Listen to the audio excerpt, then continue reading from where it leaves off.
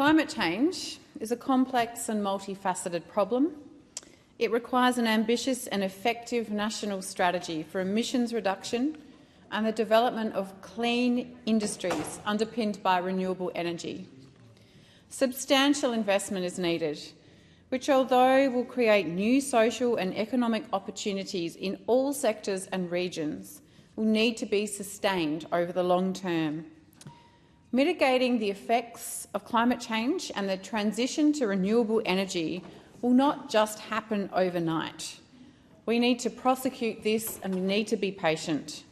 We can't just say prices are too high, so the transition has failed. We need to take risks, and we need to recognise that risk is not only about what could go wrong, but what could go right. We need to continue investing, researching, exploring and walking together when risks don't always crystallise immediately.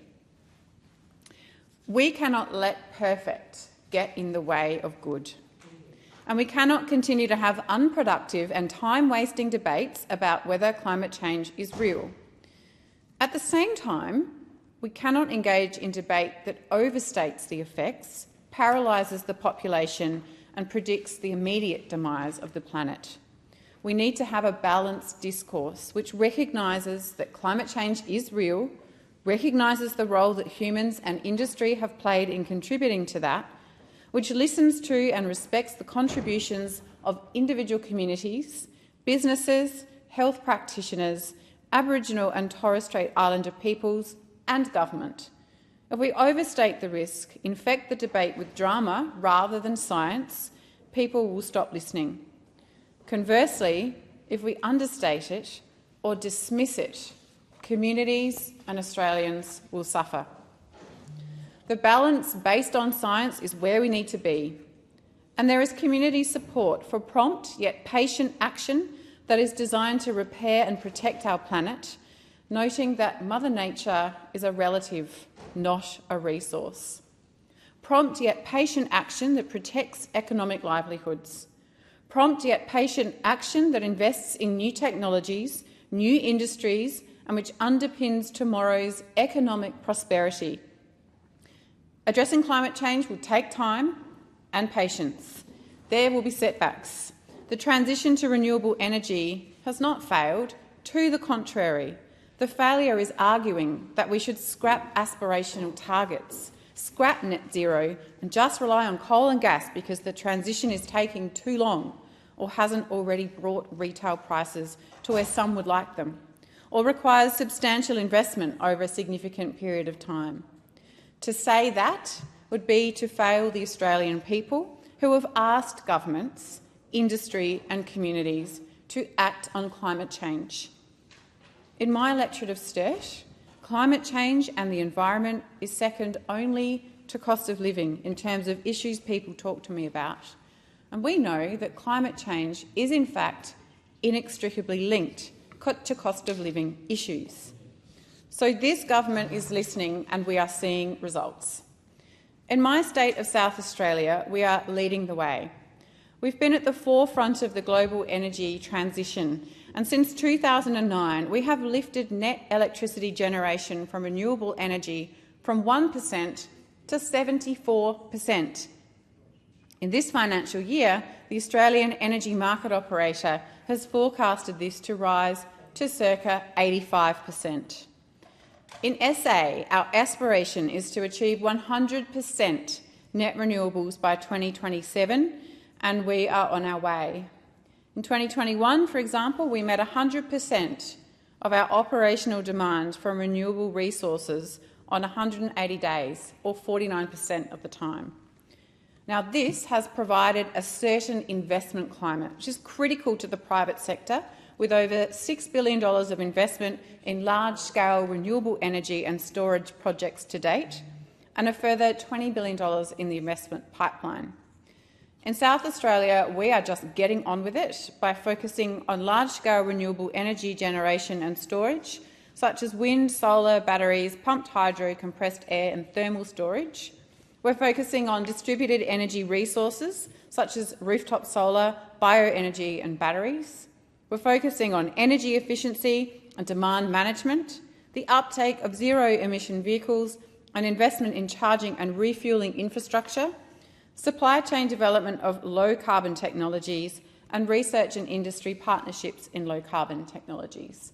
And just recently, there was an announcement that Hammer Energy has announced an intention to construct an $800 million sustainable aviation fuel facility in South Australia, creating jobs, but also drawing on our vast agricultural resources and helping the aviation industry decarbonise. Having spoken 2 weeks ago at the Green Skies Summit at Qantas headquarters in Mascot in Sydney, I can say confidently that the aviation industry is on board with the need to decarbonise. Thousands of South Australians are also on board, including the thousands in my electorate of Sturt who took advantage of the Albanese Labor Government's cheaper home battery scheme. This scheme works.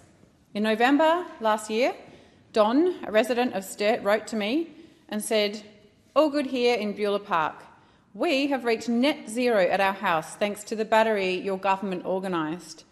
This is a house built in the 1800s, which now has the latest technology attached.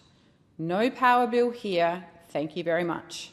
Now, Don is part of the 250,000 plus households across Australia who have partaken in this scheme. We are seeing cheaper home batteries bring down the cost of batteries, and battery availability is helping to regulate evening demand, reducing our reliance on expensive gas and helping bring down bills for everyone.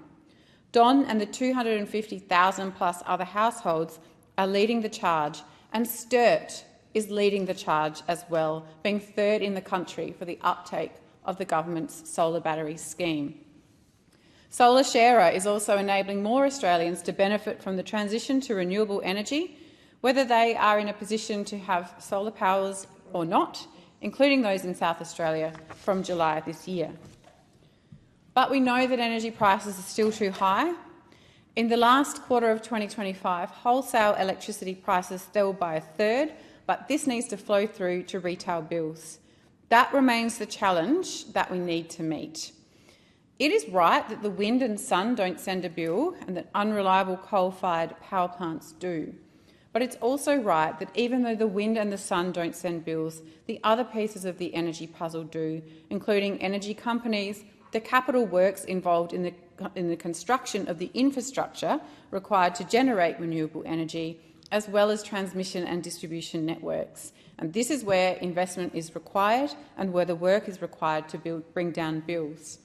Bid pricing on the national electricity market is also relevant, which is why in November 2024 the government announced a review of the national electricity market wholesale market settings by an independent expert panel in order to investigate ways to promote investment in firmed renewable energy, with a key priority being addressing price volatility and making bills more stable. The review noted that action to benefit the consumers who pay for energy was critical, including by considering updating the methodology for regulating retail price benchmarks such as the default market offer, consider supporting the development of simple, multi-year fixed-price retail contracts, and considering reforming network tariff structures to ensure that they are more equitable and better aligned with wholesale market dynamics. Again, patience is required in this respect. So there is work to do, but it doesn't just start today. The Albanese Labor Government has been working on a just and fair transition since it came to government in 2022, and it will continue this work to ensure that this country continues to embark on a prompt yet patient transition that reflects our highest possible ambition, grounded in science and underpinned by credible contribution to global efforts to keep warming down and supporting a safer and sustainable environment for future generations. Aiming for net zero is the bare minimum to avoid the worst impacts of global warming, and Australia reducing its emissions is something that matters to our future, our economy and our standing in the world. With patience, we can make the transition while still protecting livelihoods. And with the best wind and solar resources in the world, we can become a top global destination for clean energy investment.